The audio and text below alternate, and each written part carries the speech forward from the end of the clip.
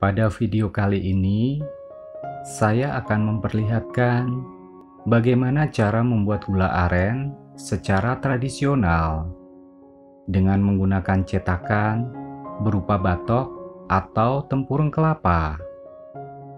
Aren adalah nama pohon penghasil nira sebagai bahan utama dari pembuatan gula aren ini. Pohon aren selain menghasilkan nira, juga dapat diambil buahnya yang berupa buah kolang-kaling. Pohon aren ini sangat menyerupai pohon kelapa seperti yang terlihat di dalam video.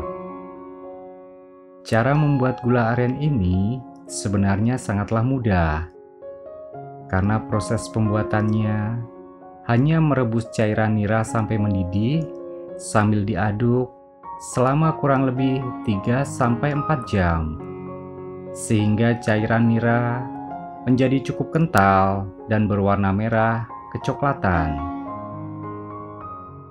Selanjutnya, cairan gula aren ini siap untuk dituang ke dalam cetakannya. Dan di dalam proses tradisional ini, cetakan yang digunakan adalah batok atau tempurung kelapa.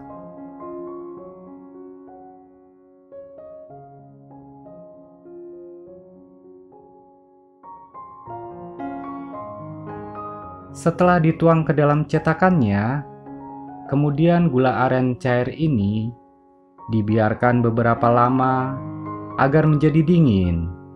Setelah kurang lebih ditunggu selama 1 jam, maka gula aren sudah siap untuk dikeluarkan dari cetakannya.